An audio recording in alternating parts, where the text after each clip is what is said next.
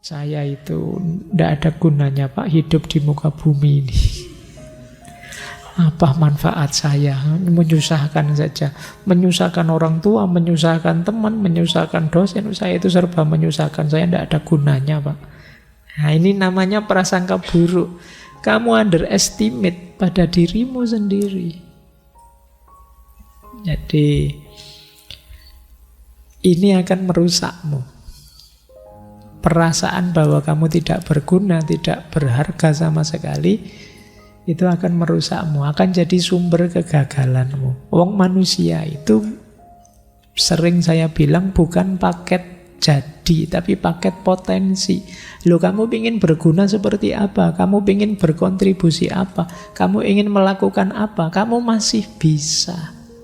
Selama masih diberi Allah waktu, kamu masih bisa ingin apa saja.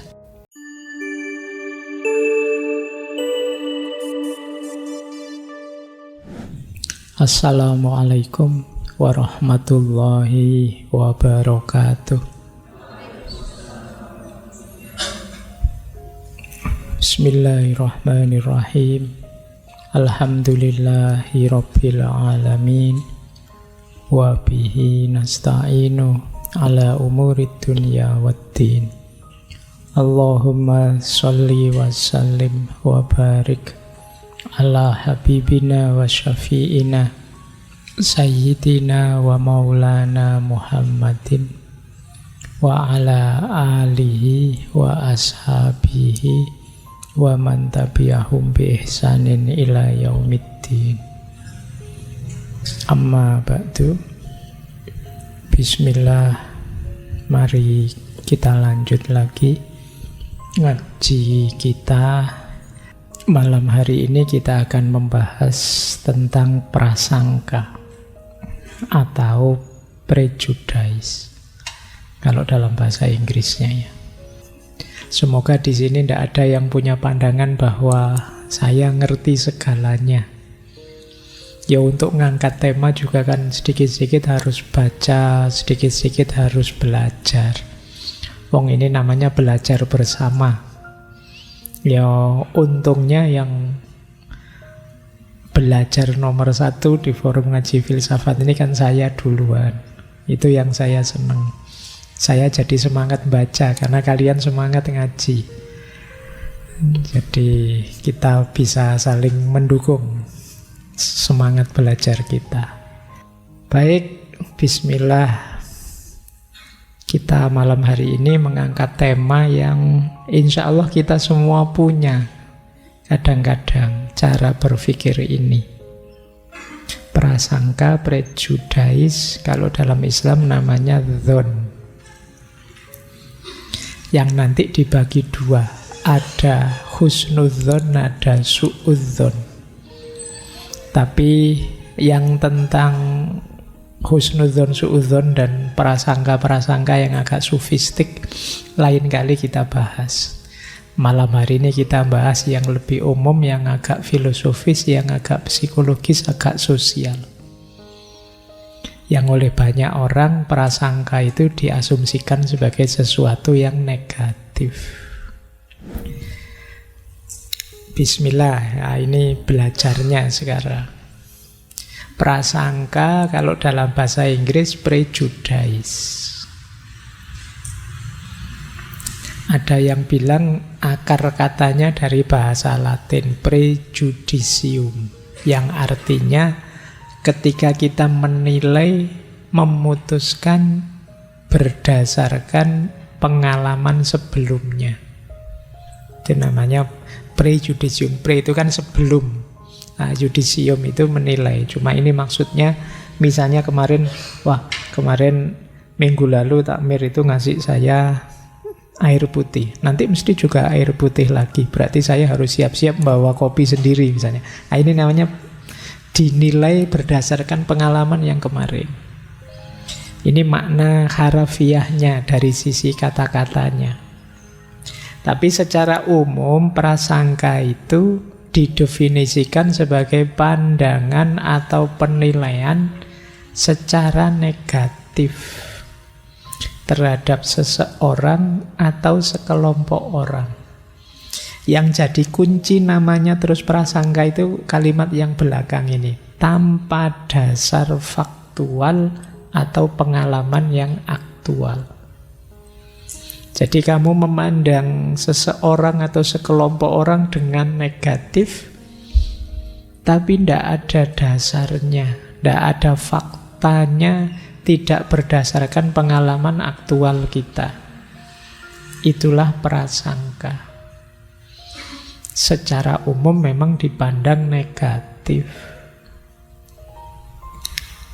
Jenisnya banyak, mungkin karena kita berprasangka buruk itu karena afiliasi politiknya seseorang, mungkin beda partai, atau karena beda gender, mungkin karena beda agama, beda ras, beda etnis, beda budaya, beda warna kulit, beda, saya tidak tahu kok tiba-tiba itu ada masuk beda kecantikan. Ya mungkin saja kan antara yang cantik dan tidak cantik saling berprasangka. Nanti yang tidak cantik bilang mentang-mentang cantik, paling itu oplas itu. Nah itu prasangka, kan sekarang banyak yang begitu ya. Atau yang cantik berprasangka pada yang buruk, Allah Pak Dune iri sama saya. Saling berprasangka. Bisa. Jadi dasarnya bukan fakta. Jadi kok tiba-tiba tadi kita nuduh oplas, dari mana kok ngerti oplas? Ya enggak tahu sih, kira-kira saja, biasanya begitu. Itu yang disebut prasangka. Mungkin juga pekerjaan, mungkin juga pendidikan, selera, dan lain sebagainya. Banyak hal yang bisa jadi sumber kita berprasangka pada orang lain.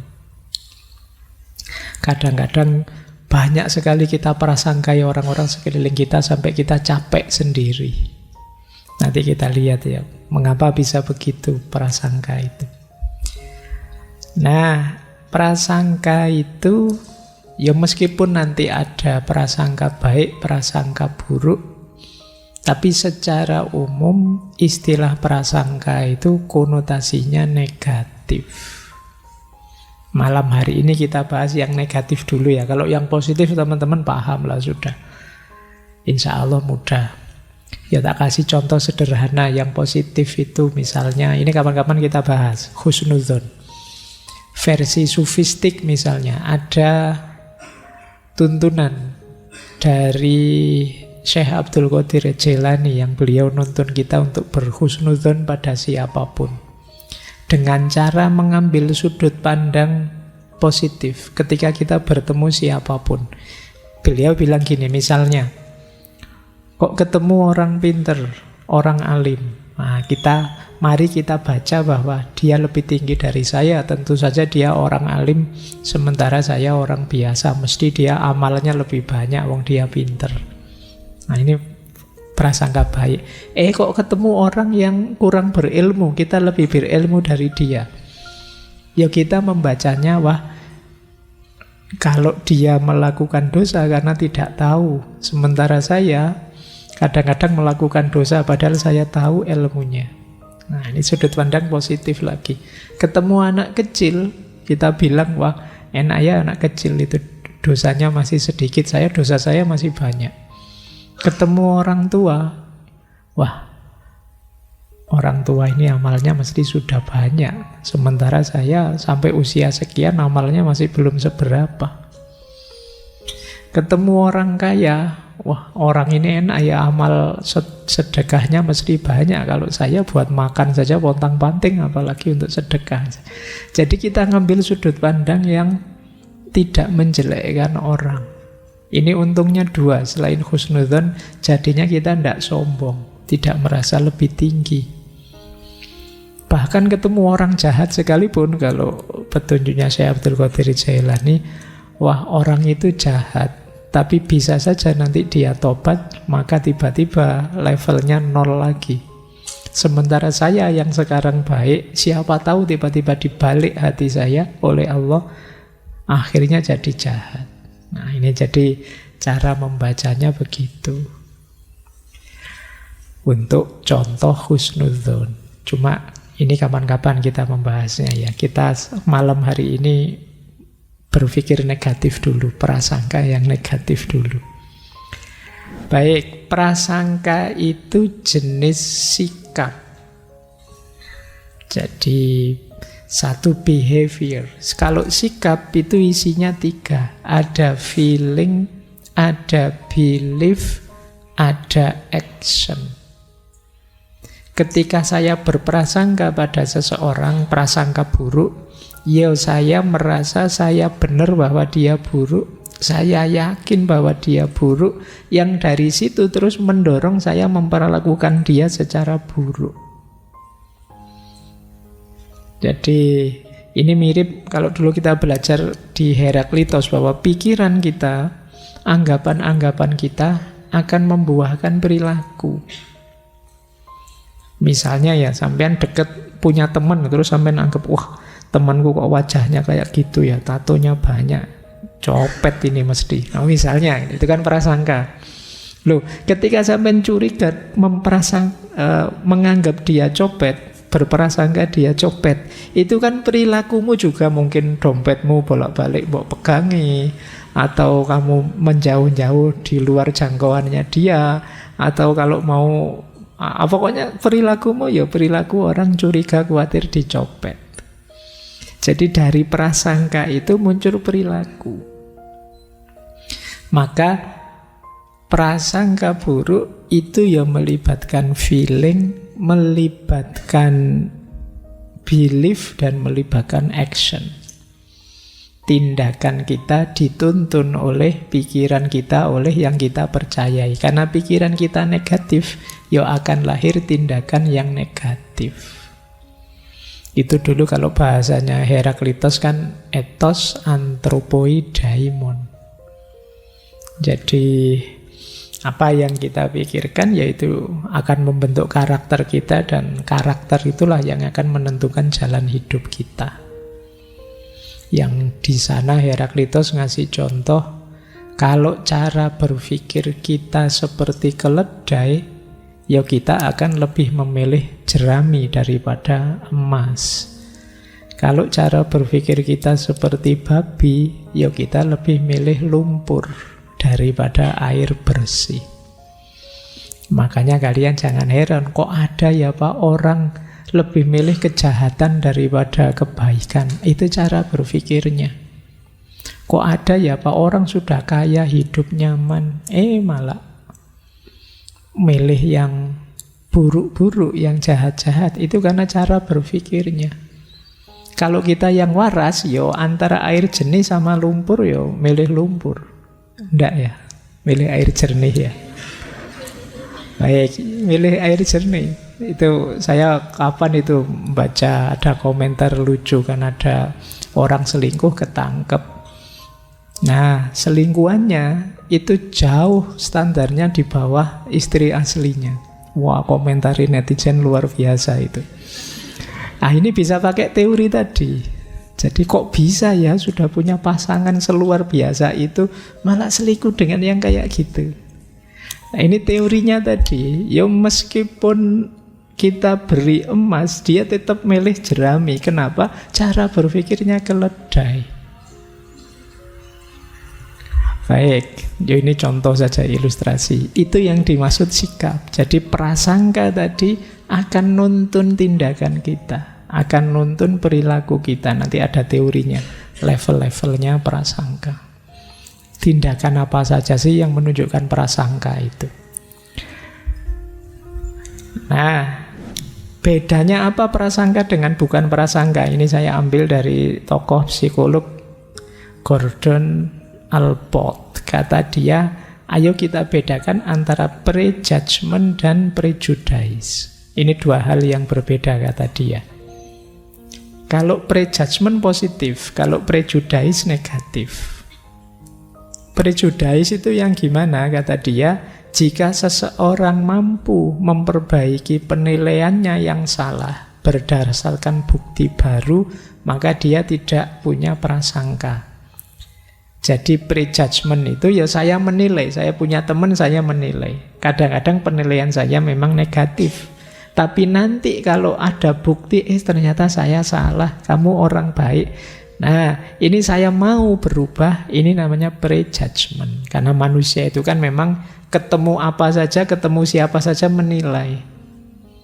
Kok terbukti penilaiannya salah, ya saya mau berubah. Ini namanya prejudgment. Tapi kalau prasangka tidak. Kalau prasangka itu meskipun ada bukti yang berlawanan dengan anggapannya, dia tetap tidak mau berubah. Jadi prasangka hanya jadi prasangka jika tidak mau diubah ketika dihadapkan pada pengetahuan baru. Prasangka itu tidak seperti kesalahpahaman biasa. Karena prasangka secara aktif menolak semua bukti yang dapat menggoyahkan prasangka. Kita cenderung menjadi emosional ketika prasangka terancam oleh kontradiksi. Jadi perbedaan antara prejudgment dan prasangka adalah prejudgment dapat didiskusikan dan diperbaiki tanpa perlawanan emosional. Kalau prasangka tidak. Jadi natural saja bahwa kita itu kalau ada teman baru, ketemu orang, siapapun yang kita hadapi, kita menilai. Orang kayak gini biasanya cerewet ini mesti. Itu kan kadang begitu. Saya dulu punya teman kayak gini nanti susah ini. Gayanya ngakrab-ngakrab nanti tiba-tiba pinjem 100 dulu misalnya. Nah, itu kan kamu prasangka. Tapi sudah bergaul lama ternyata ternyata anaknya baik kok, malah dia suka membantu. Nah, kalau itu prejudgment, kamu mau berubah. Oh iya, ternyata anak baik, berarti saya salah. Harus saya ubah cara berpikir saya. Nah, ini positif. Tapi ada yang negatif. Mungkin aslinya gitu, belum kelihatan saja. Tunggu saja nanti pada saatnya. Ini namanya prasangka. Jadi ini bedakan dua ini ya, antara prejudgment dan prasangka. Hari ini di medsos banyak jenisnya prasangka itu. Sudah kelihatan faktanya tapi masih bantah. Karena ingin berprasangka buruk terus pada orang yang dia benci. Nah, saya lanjutkan sekarang. Kenapa orang kok bisa berprasangka? Kayak tadi kamu deket orang rambutnya gondrong, curiga. Deket orang punya tato, curiga. Deket orang anggota kelompok ini, takut. Deket orang ini kan prasangka-prasangka. Kok bisa lahir yang seperti itu? Ada beberapa sebabnya. Yang pertama, social learning. Jadi ada namanya social learning teori. Namanya teori belajar sosial. Biasanya kita itu tidak suka kepada orang yang seperti apa atau suka pada orang yang seperti apa, itu ditanamkan oleh kondisi sosial di sekeliling kita. Kita mengikuti dan meniru perilaku orang-orang di sekeliling kita. Jadi itu namanya social learning theory. Ketika kita hidup di satu masyarakat, kita itu kan ingin diterima di situ. Karena ingin diterima, maka kita ikuti semua cara berpikir masyarakat di situ. Mana yang oleh masyarakat dianggap baik, mana yang dianggap buruk, kita ikuti. Kayak kita ingin masuk di circle yang kita sukai misalnya. Itu kan kita ingin menyesuaikan diri di circle itu. Dengan cara apapun yang mereka anggap baik, saya anggap baik. Apapun yang mereka anggap buruk, saya anggap buruk. Ini nanti antara lain lahirnya prasangka-prasangka. Biasanya setiap kelompok sosial, setiap masyarakat punya prasangka-prasangkanya sendiri. Itulah nanti yang dikenal sebagai konformitas. Kita menyesuaikan, mencocokkan diri dengan lingkungan kita. Nah, social learning ini sebab paling kuat yang mencetak cara berpikir kita, termasuk yang berhubungan dengan prasangka-prasangka. Yang kita anggap buruk, kita anggap jelek, kita anggap merusak, kita anggap ngaco, kita anggap itu sebagian besar ditanamkan dari masyarakat sekeliling kita. Itulah yang disebut social learning, pembelajaran sosial. Ini biasanya jauh lebih kuat daripada pembelajaran di kelas-kelas. Pembelajaran langsung di masyarakat itu lebih melekat. Kalau pembelajaran di kelas paling kalian hafalkan saja, selesai ujian akhir yo hilang hafalane. Tapi kalau di tengah masyarakat, karena kalian terlibat langsung, ya tertanam mendalam. Termasuk masyarakat itu ya circle-circlemu, temanmu, kelompokmu, organisasimu, partaimu, dan lain sebagainya.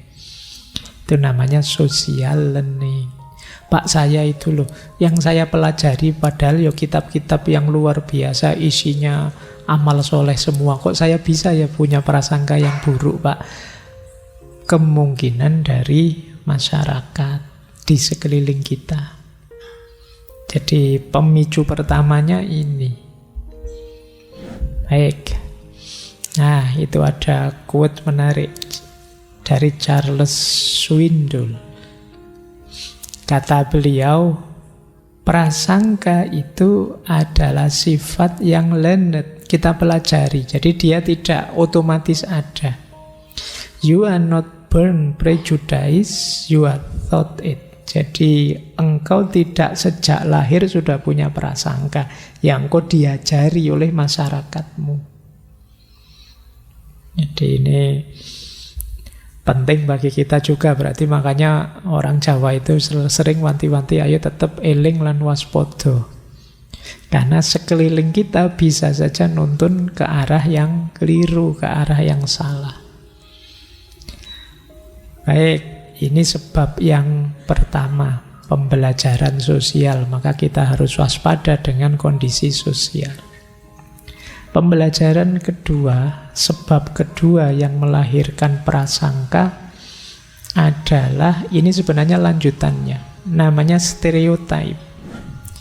Stereotype itu cara kita memandang sesuatu dengan cara mengeneralisasi afiliasi-afiliasi dari sesuatu itu.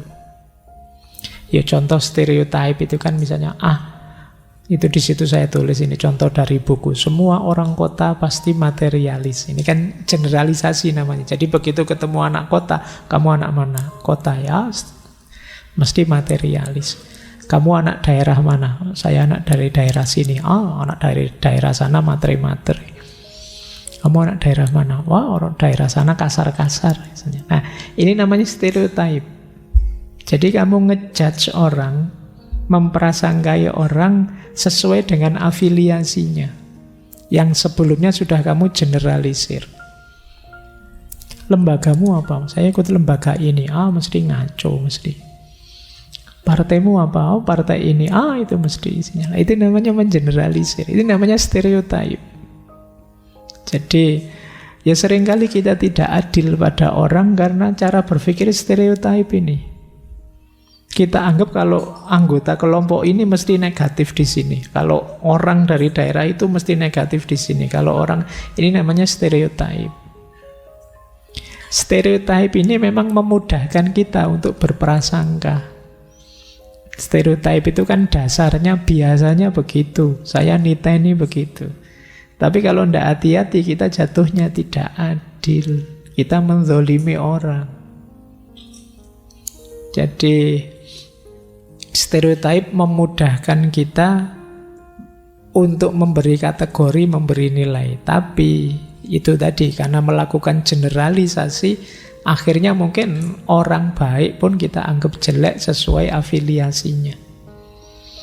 Mungkin misalnya ada contoh, banyak kalangan di barat nganggap Islam itu teroris. Maka begitu kita yang namanya sangat Arab ke luar negeri, interogasinya lama. Karena kita dicurigai. Ini namanya stereotype. Nah, dalam banyak kasus juga kadang-kadang kita sendiri yang mempraktekkan itu. Saya tidak mau Pak punya teman dari daerah sana. Kenapa? Biasanya. Nah itu mulai stereotype sudah kalau sudah begitu. Stereotype bisa jadi sumbernya prasangka. Maka kita harus hati-hati. Ini jatuhnya bisa menzolimi orang, tidak adil pada orang lain. Nah, ini ada kalimat dari Einstein. Dia punya kalimat menarik. Hanya sedikit orang yang mampu mengungkapkan pendapat dengan mantap yang berbeda dengan prasangka lingkungan sosialnya. Kebanyakan orang tidak mampu membentuk pandangan seperti itu. Jadi kata Einstein, kita itu terjebak dengan pembelajaran sosial, dengan stereotip-stereotip, dan pikiran kita terbentuk begitu. Jarang orang yang mampu keluar dari jebakan stereotip, cara berpikir prasangka yang ada di komunitas sosialnya. Hanya orang-orang hebat yang bisa seperti ini. Orang biasa tidak akan mampu. Kalau kata filosof Jerman Heidegger, sebagian besar manusia itu tidak otentik. Istilahnya dia dasman. Kenapa tidak otentik? Dia tenggelam dalam kerumunan. Jadi kita ini hanya pasukan tepuk tangan saja. Ketika yang lain ke utara, ikut ke utara. Yang lain ke selatan, kita ikut ke selatan. Ini namanya tidak otentik. Dan kalau versinya Einstein, ya seperti itu. Jarang orang bisa keluar dari tadi tuntutan-tuntutan pembelajaran sosial dan tuntutan-tuntutan stereotip yang berkembang di sekelilingnya. Hanya orang-orang hebat yang mampu. Nah, kalian semoga yang mengikuti ngaji ini termasuk yang hebat. Ya wis. Ini bukan kampanye ya, meskipun ada aminnya. Saya khawatir saja tiba-tiba kok semua amin. Ini doa ya. Sekarang serba salah, serba repot ya. Baik, saya 4 hari yang lalu itu ada satu forum kajian. Terakhir saya disuruh doa. Neng, saya beralasan jangan, saya PNS. Loh, kenapa Pak Faiz? Nanti kalau berdoa kan ada nanti dianggap kampanye. Baik. Oke ya, tadi aminnya doa ya. Kita lanjutkan. Nah, ada lagi pemicu lahirnya prasangka-prasangka, yaitu namanya realistic conflict. Kalau ini agak dalam. Jadi biasanya di tengah masyarakat antar kelompok itu ada konflik-konflik, perebutan sumber daya yang jumlahnya terbatas, termasuk materi, termasuk kekuasaan. Kekuasaan itu kan terbatas, makanya diperebutkan. Status sosial ini juga diperebutkan. Siapa yang lebih unggul, siapa yang mayoritas, siapa yang minoritas. Ini di masyarakat pasti ada. Ini yang disebut realistic conflict. Persaingan, entah diam-diam, entah terang-terangan. Permusuhan antar kelompok. Permusuhan inilah nanti yang rentan melahirkan prasangka-prasangka. Itu yang disebut realistic conflict theory. Orang itu kalau musuhan kadang-kadang kalap, bikin-bikin cerita palsu, perspektifnya negatif terus. Pokoknya musuhku harus ketahuan jeleknya. Tadi ada tajasus tadi, mencari-cari jeleknya. Apalagi sekarang orang menyebutnya era post-truth, ketika kebenaran itu tidak sekedar mana fakta, mana logis, tidak logis, tapi mana kepentingan kita, mana yang keinginan kita, itu yang kita nomor satukan. Jadi pemicu yang ketiga, realistic konflik teori. Konflik konkret di tengah masyarakat yang di situ bisa melahirkan prasangka-prasangka. untuk musuh kita, sebanyak mungkin kita buat prasangka. Ini pemicu yang ketiga. Pemicu yang keempat, lahirnya prasangka. Berpikir kategoris. Berpikir kategoris itu, kita itu biasanya untuk memudahkan berpikir selalu membuat kategori-kategori. Ya, ini orang baik, ini orang tidak baik. Ini mahasiswa rajin, kalau itu mahasiswa tidak rajin. Kita selalu begitu, melihat apapun itu kita kategorikan. Ini teman saya ini kalem, kalau ini agak brutal ini. Kalau ini, kita kan mengkategori-kategori teman kita sendiri. Dan itu kalau kata Alport tadi itu wajar. Nah, kategori-kategori ini yang nanti justru sering jadi sumbernya prasangka. Jadi, karena di kepala kita sudah banyak kategori, melihat apa saja kita gunakan kategori ini. Oh, itu mahasiswa yang kutu buku, kalau ini mahasiswa organisasi, aktivis. Ini kita kategori. Dan kita paksakan kategori itu ketika melihat seseorang, atau tadi misalnya mahasiswa, yo kita maksa mahasiswa ini kalau tidak kutu buku, yo aktivis, dua itu. Jadi sulit ada mahasiswa sekaligus aktivis sekaligus kutu buku, itu mungkin tidak masuk standar. Kita punyanya standar itu dua. Nah, ini yang sering. Atau kita pakai kategori, dulu ada antropolog itu yang meneliti Islam di Jawa itu ada kelompok santri, priayi, ada abangan misalnya. Nah, ini kan kita selalu memaksakan kategori ini jatuhnya bisa prasangka. Kalau kalian yang ngaji filsafat ini masuk santri apa abangan? Apa priayi? Itu kan ya nggak gampang-gampang, nggak mudah-mudah kita masuk ke kategori-kategori yang kita bikin. Tapi biasanya ya sesuai standar yang kita miliki, siapapun masuk, kita masukkan di kategori kita. Itulah kemudian yang memicu lahirnya prasangka-prasangka. Jadi otak kita itu kan bekerja terus melihat apa saja di kategori. Masjid ini ya kategorinya bukan masjid yang apa, tapi masjid yang apa. Karena kita selalu begitu.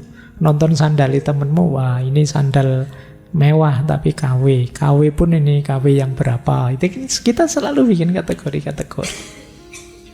Inilah nanti yang melahirkan prasangka. Kaya, miskin, lurus, sesat. Kemudiannya kita itu.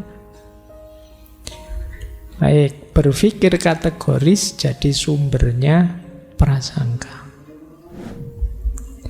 Ada lagi sumbernya prasangka, yaitu self-serving bias. Jadi self-serving bias itu berpikir kategoris tadi, tapi melihat dirinya sendiri serba baik, melihat orang lain buruk. Ini namanya self-serving bias. Jadi kalau sukses itu karena aku, tapi kalau gagal yang lain. Nah, ini namanya self-serving bias. Alhamdulillah lulus, iyalah kan saya belajar serius, mati-matian. Belajarnya sama, peristiwanya sama, tapi kok gagal, itu mesti, yo kalian sih ganggu terus, kalian sih nyari kambing hitam kemana-mana kalau gagal. Ini self-serving bias. Akhirnya jatuhnya aku selalu baik, kalian yang di luar aku yang jelek. Kita pasti baik, mereka yang jelek. Self-serving bias inilah nanti yang melahirkan prasangka-prasangka. Nah, jadi teman-teman mulai waspada ya sekarang, biar tidak terlalu banyak prasangka. Ayo kita kritisi pembelajaran sosial. Ayo kita cek stereotip yang ada di pikiran kita. Mari kita evaluasi lagi apa pas kategori-kategori yang kita bikin. Kita cek lagi, jangan-jangan kita di self-serving bias ini. Kalau gagal, yang dicari kambing hitam. Kalau sukses, sombongnya luar biasa. Ini masalah sudah kalau di sini. Baik, kita lanjutkan lagi. Nah, ini namanya skala prasangka, scale of prejudice dari Gordon Allport tadi. Berprasangka itu ketika melahirkan tindakan, tadi kan tidak sekedar belief dan pandangan, tapi juga ada actionnya. Inilah level actionnya orang yang berprasangka negatif. Dari yang paling rendah sampai yang paling ngeri, paling luar biasa. Yang paling rendah jenisnya prasangka itu adalah namanya antilokusi. Antilokusi itu masih hanya dengan mulut. Kita melecehkan dengan mulut, mencaci maki, menggunakan bahasa yang menghina, atau pakai panggilan-panggilan negatif kalau bahasa Al-Quran dengan lakop-lakop yang negatif. Nah, ini manifestasi dari prasangka yang negatif. Jadi namanya antilokusi. Semoga kita tidak di sini ya, karena kadang-kadang kita itu lupa. Kalau sedang marah, kalau sedang memang berprasangka, itu kita pakai kalimat-kalimat negatif. Bahasa-bahasa yang menghina, merendahkan. Ini namanya antilokusi. Misuh-misuh, maki-maki, ngasih gelar temenan, dasar kamu binatang ini, kamu juga binatang itu. Akhirnya isinya saling membinatangkan. Jadi ini level paling rendah tapi sebenarnya. Tapi ya sudah sangat negatif. Kalian kan juga sering tidak kuat meskipun diprasangkai di level antilokusi. Biasanya dari antilokusi ada level lanjutannya, yaitu apa? Avoidance. Avoidance itu menghindar, menarik diri, menyepelekan. Yang kita prasangkai buruk, kita anggap tidak ada. Itu namanya avoidance. Aku tidak mau berteman sama kamu. Kalau kita papasan di jalan, aku akan minggir. Nah, itu avoidant namanya. Mendengar suaramu saja ogah aku. Lihat wajahmu apalagi. Avoidant. Khawatir ketularan aku. Nah, ini avoidant. Jadi kalau yang antilokusi masih mending. Masih ada kontaknya, meskipun kontak secara negatif. Kalau naik level di avoidant ini, kita sama sekali tidak mau bersentuhan sudah. Awas kamu deket-deket, awas lewat depan rumahku, awas mampir kos-kosanku. Pokoknya tidak mau kamu bersentuhan. Yang ketiga, ini sudah mulai, yang ketiga ini mulai zalim kita, diskriminasi. Kita mulai melanggar, merampas, mengambil apa yang jadi haknya. Namanya diskriminasi. Mungkin hak ekonomi, mungkin hak berbicara, mungkin hak ini, hak itu kita ambil. Kita mulai diskriminatif. Jadi ini juga levelnya prasangka. Ini mulai menyusahkan orang sudah. Kalau yang nomor 3 ini mulai agresif. Ada lagi yang lebih agresif lagi. Kalau diskriminatif mungkin agak diam-diam. Ada lagi yang langsung serangan fisik. Ya serangan fisik itu tidak harus tawuran jotos-jotosan. Bisa saja ngerusak propertinya. Nanti ban motornya kamu kempesin. Nanti tembok kos-kosannya kamu coret-coret. Padahal kamu musuhannya kan sama anak kos, bukan sama bapak kos. Itu kan rumahnya pak kosnya dicoret-coret misalnya. Nah, ini sudah mulai serangan fisik. Jadi mulai sudah pertarungan terbuka. Sampai puncaknya ini ngeri, genosida. Genosida itu ya mending kamu habis saja. Gimana caranya kamu hilang? Genosida sudah namanya. Saking bencinya, sudah memuncak. Inilah skala kebencian, skala prasangka. Yo, tugas kita, kalau kita sadar, saya sedang berprasangka, ternyata mungkin kita sudah mulai maki-maki, sudah mulai menyerang secara verbal, ayo kita latihan ngerem. Jangan sampai lebih tinggi levelnya, nanti lebih tinggi lagi, skala konfliknya lebih tinggi lagi, terjadi diskriminasi, lebih tinggi lagi terjadi serangan fisik, lebih tinggi lagi saling memusnahkan. Semoga tidak nyampe ke sana. Jadi ayo introspeksi ya, kalau teman-teman merasa aku kok sebenci itu ya dengan orang itu, aku kok setidak suka itu ya dengan orang itu, dengan kelompok itu. Nah, kalau sudah mulai indikasi gitu, ayo direm sebentar, ayo introspeksi, melihat ke dalam sebentar. Kuatirnya urusan-urusan kecil kita yang membuat kita benci padanya melahirkan masalah baru yang lebih besar, yang di luar kemampuan kita untuk menanggungnya. Semula sih ini sebenarnya urusan kecil saja di antara kita berdua, tapi tambah lama tambah meluas, tambah lama tambah besar. Itu bisa saja begitu. Itu kemarin hanya ejek-ejekan pakai mulut sih. Akhirnya tawuran jotos-jotosan. Akhirnya sama-sama di penjara, selesai. Maka penting, ayo ya. Ya saya tahu teman-teman semuanya juga ada yang disukai, ada yang tidak disukai. Kalau yang disukai oke saja, tinggal kita ngontrol diri tidak berlebihan.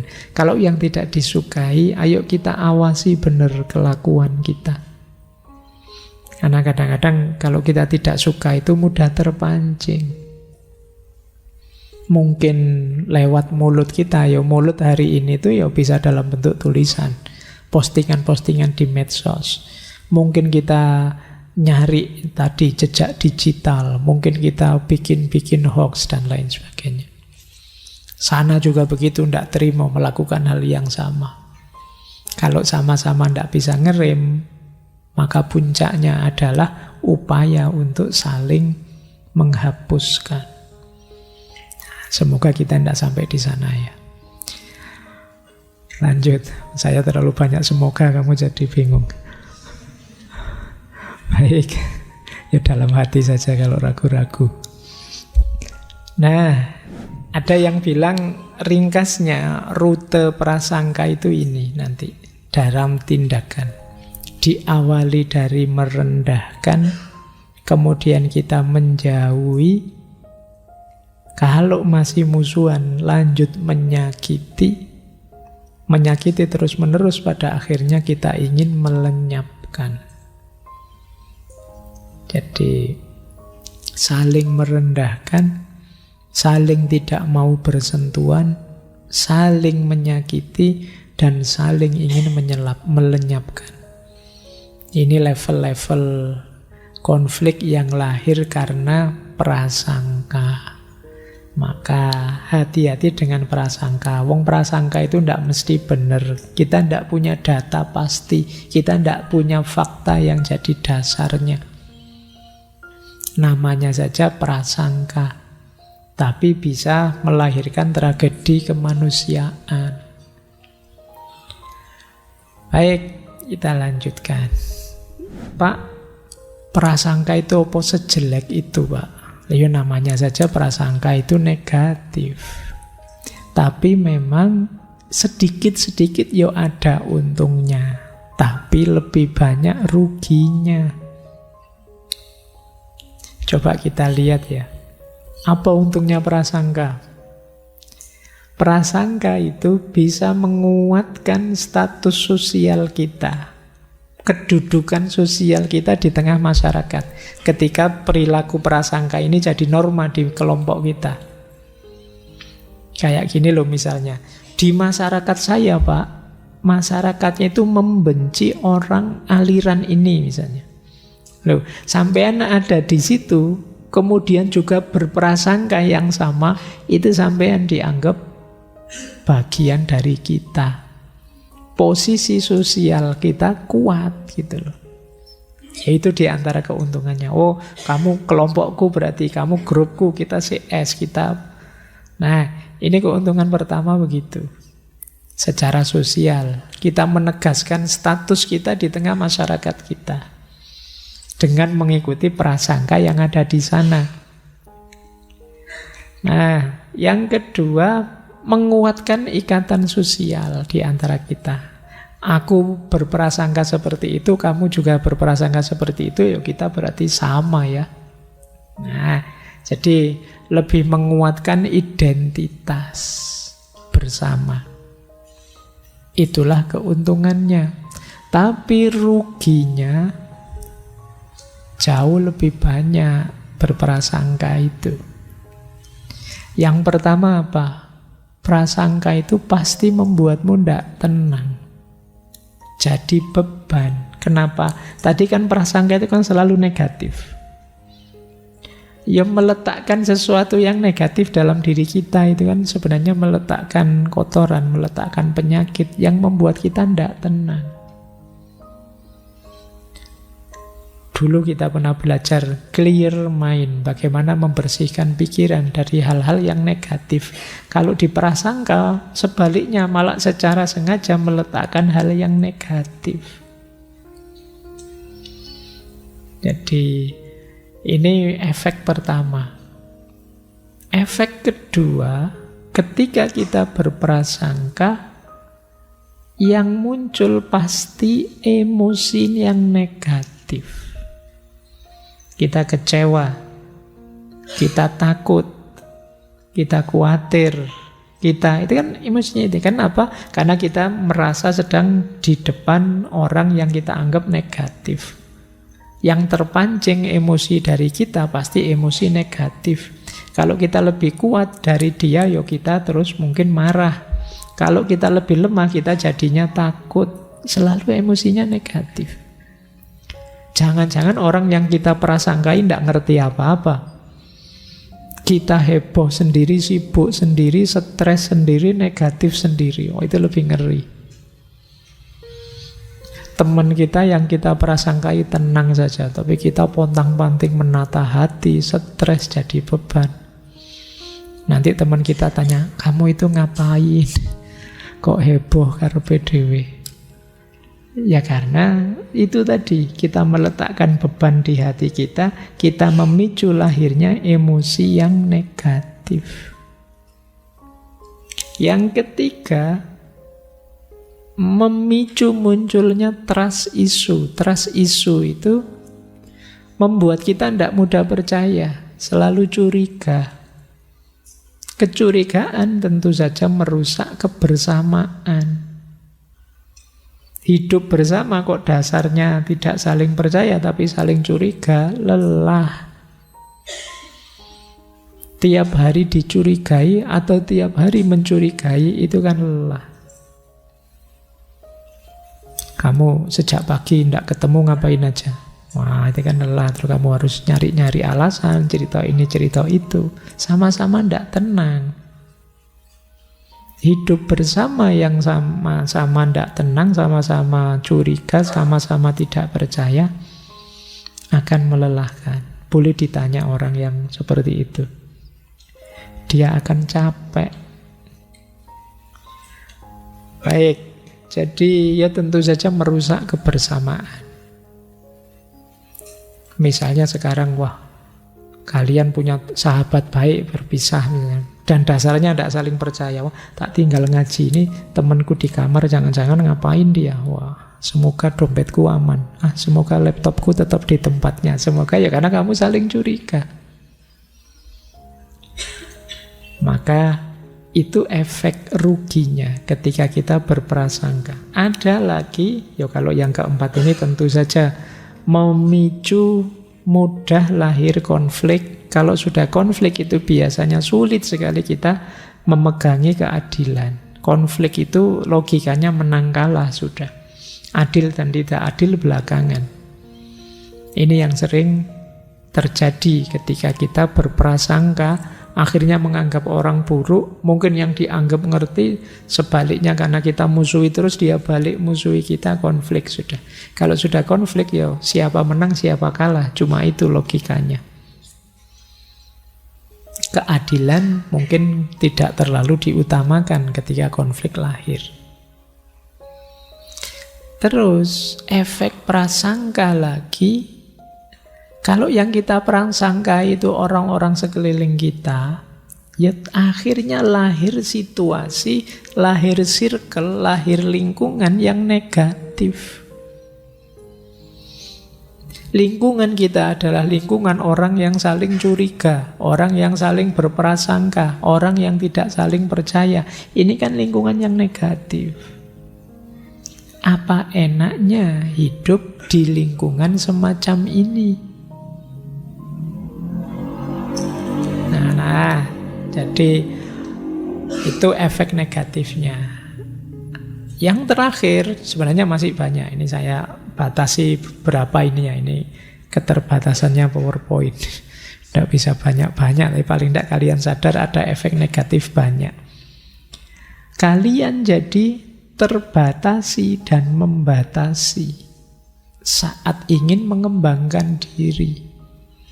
Karena di persepsi negatif, kalian jadi terbatasi, baik yang mempersepsi maupun yang dipersepsi. Tidak bebas. Kita diawasi terus karena dicurigai, kita juga capek ngawasi terus, khawatir yang kita curigai membalas. Akhirnya energi kita habis untuk saling berprasangka. Waktu untuk mengembangkan diri jadi sangat terbatas. Jadi kalau ada yang tanya, Pak, tapi prasangka dikit-dikit kan ada untungnya. Ya, ada untungnya, tapi banyak ruginya. Tapi kan menguatkan ikatan sosial, Pak. Ada banyak jalan untuk menguatkan ikatan sosial. Selain berprasangka, masih ada banyak sekali jalan yang membuat kita bisa kompak. Tidak harus melalui jalur prasangka. Oke, itu ya. Kalau ada yang tanya, nanti jawabannya itu. Kita lanjutkan. Nah, sekarang kita lihat. Kali ini kita mulai agak psikologis ya. Kita ngecek diri kita. Nggak tahu nanti materinya habisnya jam berapa. Yang penting bisa tuntas sebelum bertanya jawab. Nah, coba kita cek. Kita ini orang yang mudah berprasangka atau tidak? Yang pertama, ayo introspeksi. Kita ini suka ndak menghakimi buruknya orang lain. Memvonis, menghakimi, menuduh. Kalau kita punya kebiasaan begitu, kemungkinan kita akan mudah berprasangka. Jadi ini ciri pertama sudah. Saya tidak tahu, ternyata orang tipe hakim itu banyak meskipun tidak dibayar. Ya, kalau hakim beneran enak, menghakimi dibayar. Kita sering menghakimi meskipun tidak dibayar. Jadi apa-apa kita vonis. Sesat kamu. Wah, itu kita sering begitu. Rusak kamu, wah. Jadi menghakimi dari sisi keburukannya ya. Kemungkinan kita termasuk yang mudah berprasangka. Yang kedua, kalau sudah menghakimi, gengsinya muncul. Terus tidak mau meskipun melihat fakta. Melihat fakta nyata, konkret, dia tidak mau ngakui. Itu pura-pura saja. Wah, itu pencitraan saja. Wah, itu acting saja. Wah, itu sudah selesai. Menyangkal. Jadi dikasih argumen apa saja tidak masuk. Satu-satunya yang dia pegangi klaimnya tadi, vonisnya tadi. Kalau kita punya tipe yang seperti ini, ayo kita perbaiki diri kita. Yang ketiga, senantiasa memberi label negatif. Jadi label negatif itu selalu dilihat sisi buruknya saja. Ada banyak yang baik di ruangan ini, tapi yang dicari yang buruk. Nah, itu kemungkinan kita tipe orang yang mudah berprasangka. Dari ngaji yang 2 jam ini misalnya, mungkin 50% lebih hal-hal baik, hanya beberapa yang buruk. Tapi yang diperhatikan yang buruk itu saja. Misalnya, enggak semuanya Pak dapat minum Pak, cuma separuh. Yang diceritakan ini kemana-mana. Wah, saya tadi malam ngaji, jauh-jauh ngaji, enggak kebagian minum. Enak yang duduk di luar bisa nambah bolak-balik misalnya. Yang dilihat itunya dong. Padahal ada banyak hal baik yang lain. Kamu fokus ke situnya. Nah, kemungkinan kamu tipe orang yang mudah berprasangka. Yang keempat, tipe yang mudah khawatir. Wah, jangan-jangan dia mencurangi saya ini. Jangan-jangan dosen ini cuma ingin membuat saya susah saja. Tiap hari tugas terus. Nah, ini kamu curiga, mulai berprasangka. Jadi orang baik pun kamu curigai. Itu kemungkinan kamu ya tipe orang yang mudah berprasangka. Bahkan orang bantu kamu pun ya kamu curigai. Kamu sudah minta tolong dibantu, tapi Allah paling bantunya juga ndak ikhlas-ikhlas amat kok paling dia. Nah, ayo wis. Pikiranmu pokoknya negatif terus. Saya membayangkan betapa lelahnya dirimu kalau kamu tipe yang seperti ini. Mungkin tidurmu saja tidak nyenyak. Pikiranmu berat sekali. Melihat apa-apa serba negatif. Jangan-jangan kamu tidur saja khawatir. Saya mau tidur sih, tapi nanti kalau teman saya tiba-tiba ganggu atau teman-teman, tidak jadi tidur. Baik, ini introspeksi ya. Semoga teman-teman tidak ada di 4 ini, biar tidak mudah berprasangka. Kita lanjutkan. Sekarang kita latihan coba. Jalannya apa sih untuk mengurangi prasangka yang buruk? Ini latihan ya untuk kita. Ada banyak jalan. Yang pertama tentu saja pendidikan. Jadi pendidikan penting. Kayak tadi kok ada orang sudah lihat faktanya kok masih nggak mau nerima. Ini sudah sangat masuk akal loh, tapi dia masih kukuh dengan prasangkanya.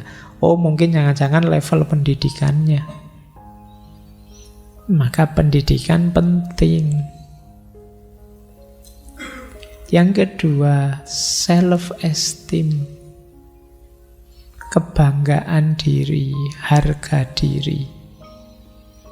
Penting untuk membuat orang tidak mudah berprasangka. Orang berprasangka itu kan sebenarnya diam-diam dia juga kurang mantap, kurang yakin dengan dirinya. Dia mencari validasi, mencari penegasan benar dan baiknya dirinya dengan cara menegaskan buruknya yang lain.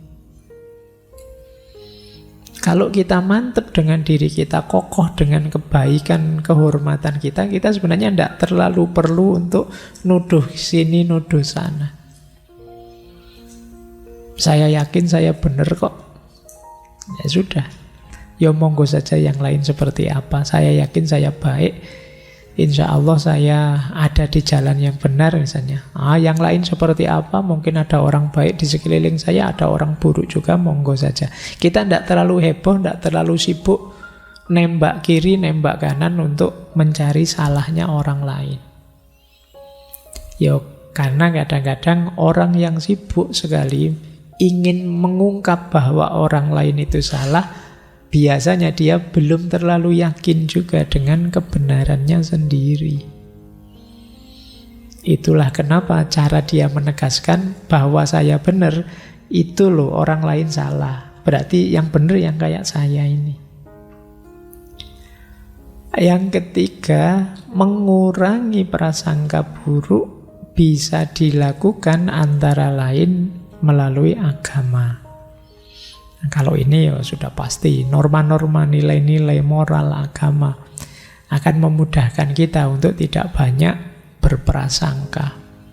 Kita diminta tulus, kita diminta jujur, kita diminta tidak sombong, kita diminta tidak zalim. Ini kan dalam rangka bisa menghalangi prasangka-prasangka. Kalau moral, spiritual, agama masih sulit, ya hukum lah. Main, merugikan orang lain, menyakiti hati orang lain, menzolimi orang lain. Nah, kalau di situ hukum bisa main. Meskipun mungkin masih belum ada undang-undang tentang ghibah misalnya.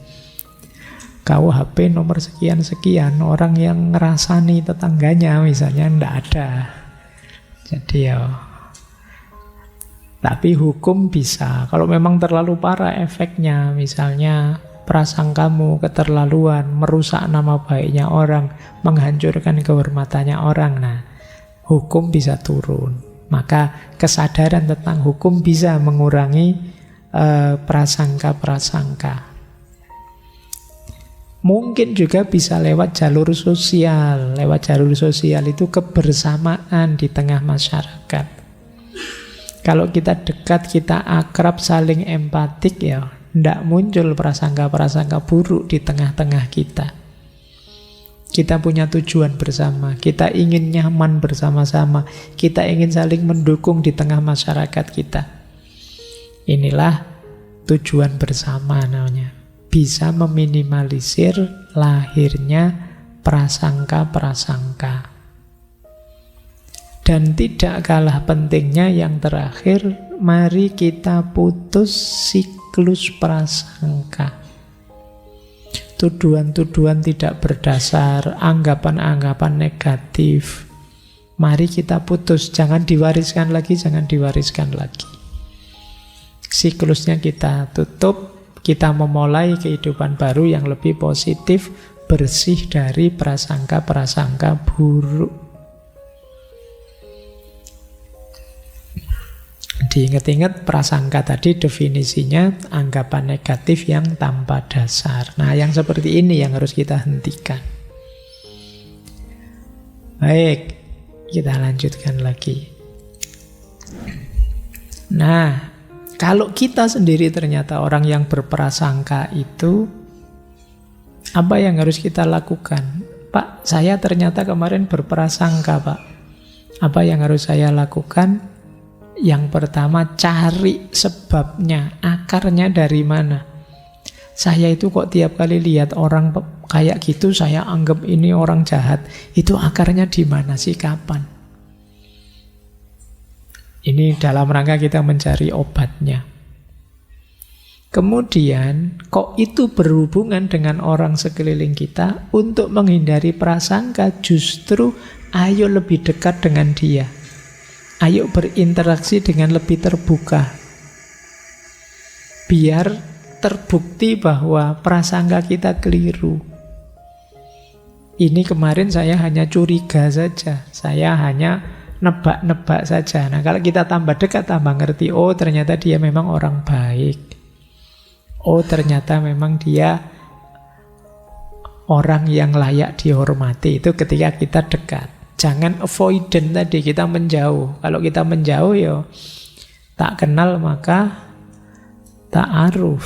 Tak kenal maka ya tak sayang. Jadi ayo mendekat ya, biar kita saling kenal, biar kita ngerti aslinya. Jangan hanya dilihat casingnya. Dilihat dari luar mungkin kesan kita buruk, tapi mungkin bergaul tambah lama ya kita semakin sadar bahwa ternyata dia orang baik. Nah, bisa begitu. Pak, saya begitu, Pak. Saya mendekat lama-lama, ternyata prasangka saya benar, Pak. Dia bukan orang baik. Yo, tapi kan sekarang ketika kita nemu bukti, nemu fakta, kenyataannya memang dia bukan orang baik, tapi kan sekarang bukan lagi prasangka. Bukan lagi kira-kira, tapi kita sudah punya dasarnya.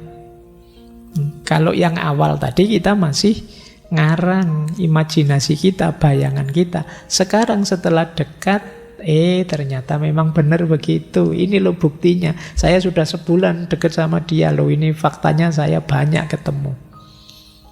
Nah, jadi kalau sudah dekat itu yang ketiga itu kita cari bukti benar salahnya prasangka kita.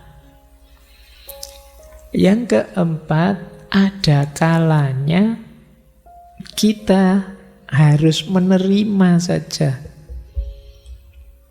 Mungkin kita punya tetangga yang buruk misalnya. Sudah punya rumah di sebelah kita, kelakuannya begitu, ya sudah. Saya saja yang hati-hati. Ada kalanya begitu. Tanpa harus berpanjang prasangka buruk, ya saya tahu dia orang buruk, tapi ya sudah, mau gimana lagi. Jadi orang bertarung itu kan kuncinya dua. Dia bisa mengalahkan dan menang, atau dia bisa bertahan, tidak terkalahkan. Jadi satu di antara dua. Karena saya tidak bisa mengubah dia jadi baik, ya saya harus kuat dekat dengan dia yang tidak baik. Solusinya dua itu. Nah, jadi rumusnya ada kalanya kita harus begitu. Terakhir, kita juga harus sadar bahwa kadang-kadang dalam banyak hal kita tidak kuasa untuk mengubahnya. Ada hal-hal yang bisa kita ubah, ada yang tidak bisa kita ubah. Mungkin watak-watak yang kita curigai, kita prasangkakan tadi, itu sesuatu yang sulit kita mengubahnya. Nah, itu untuk menenteramkan diri kita sendiri, ya sudah, di luar kuasa kita, itu sudah. Kalau di luar kuasa kita, ya kita tidak harus mati-matian capek untuk mengubahnya. Nanti kita habis energi, waktu banyak. Kita kuatkan saja diri kita, kemampuan bertahan, survive, berhadapan dengan orang yang semacam itu. Baik, ini caranya ya, kalau tiba-tiba muncul prasangka buruk dalam diri kita. Saya lanjutkan. Mungkin masih ada 1-2 slide lagi, setelah itu kita dialog. Jangan lupa, di antara banyak prasangka buruk keluar, ada juga yang bahaya, yaitu kita prasangka buruk pada diri kita sendiri. Ini bisa jadi sumber kegagalan kita. Bukan banyak orang yang mempersepsi sangat negatif dirinya. Jadi prasangka buruk pada dirinya itu, saya kasih contoh 5 hal. Semoga malam hari ini tidak ada yang punya prasangka buruk pada dirinya seperti ini. Yang pertama, merasa dirinya bukan orang yang berguna. Saya itu tidak ada gunanya Pak hidup di muka bumi ini. Apa manfaat saya? Menyusahkan saja. Menyusahkan orang tua, menyusahkan teman, menyusahkan dosen. Saya itu serba menyusahkan. Saya tidak ada gunanya Pak. Nah, ini namanya prasangka buruk. Kamu underestimate pada dirimu sendiri. Jadi ini akan merusakmu. Perasaan bahwa kamu tidak berguna, tidak berharga sama sekali, itu akan merusakmu, akan jadi sumber kegagalanmu. Wong manusia itu sering saya bilang bukan paket jadi, tapi paket potensi. Loh, kamu ingin berguna seperti apa? Kamu ingin berkontribusi apa? Kamu ingin melakukan apa? Kamu masih bisa. Selama masih diberi Allah waktu, kamu masih bisa ingin apa saja. Ingin berguna untuk apa? Pada siapa? Dengan cara apa? Bisa kamu atur.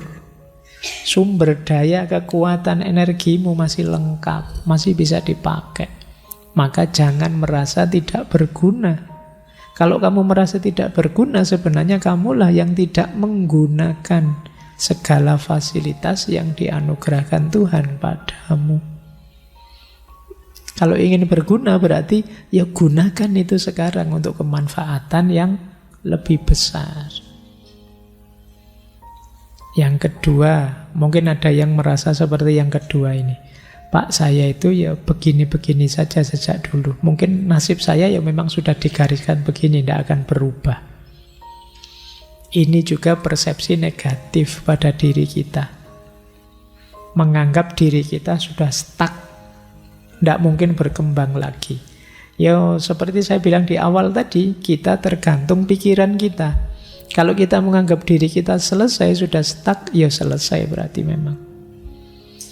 Padahal kalau kamu mau ingin berkembang lagi, pasti kamu bisa.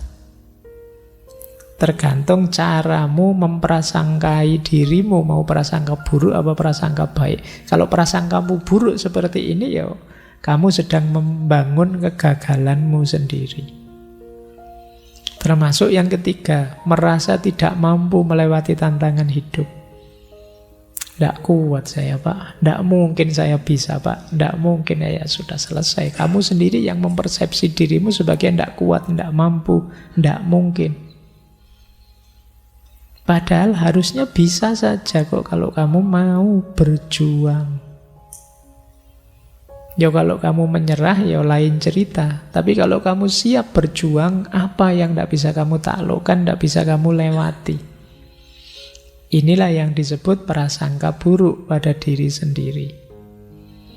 Atau mungkin ada yang seperti ini. Pak, saya merasa masa depan saya gelap, Pak. Tidak mungkin saya sukses di depan ini. Saya itu sudah tidak terlalu pinter, tidak kaya juga, kuliah aku malah filsafat. Terus kamu jadi apa? Saya besok ya Pak, ya sudah. Wong yang membangun masa depan itu kan kalian sendiri. Lah kalau kalian yang ngelokro, kamunya merasa tidak mungkin, lah pastinya terus jadinya kan tidak berjuang. Ya mesti saja kalau tidak berjuang ya gelap. Jadi tidak tergantung siapa-siapa dan tidak tergantung apa-apa, ya tergantung kalian sendiri. Apakah terang, apakah gelap kan kita yang mewujudkannya. Ya kalau pengen terang, wujudkanlah. Cuma itu rumusnya gitu loh. Jangan menyiksa dirimu dengan prasangka-prasangka buruk. Yang terakhir juga begitu. Wah, ada yang tidak bisa diperbaiki nih Pak, saya itu sudah watak saya begini, mau gimana lagi. Kan ada orang begitu. Ciri saya begini, mau gimana lagi. Ya lagi-lagi saya ingatkan, manusia itu mau baik bisa, mau buruk bisa, mau berjuang dia bisa, menyerah juga bisa. Tergantung kamu milih apa untuk masa depanmu. Jadi kuncinya di kalian.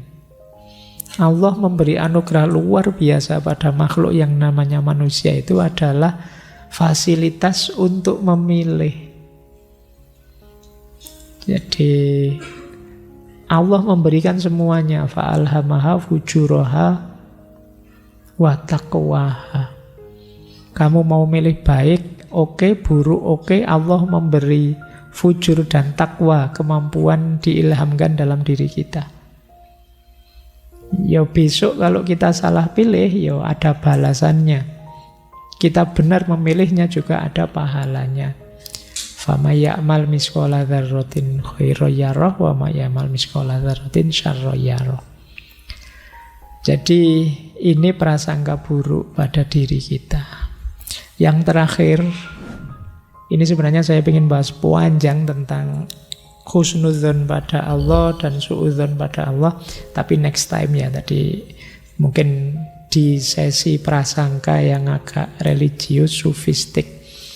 Tapi sengaja saya angkat ini saja dulu karena menurut saya penting berhubungan dengan suudzon pada diri kita sendiri. Kadang-kadang orang terus suudzon pada Allah, prasangka buruk pada Allah. Anggap saja ini trailernya, nanti aslinya kita bahas lebih panjang kapan-kapan. Jadi jangan sampai ada 5 anggapan ini pada Allah, akan menyusahkan kita sendiri. Yang pertama apa? Menganggap Allah tidak sayang lagi sama kita. Saya kok rasanya hidup ini susah, terus berat, terus ini mesti Allah lupa padaku. Sudah.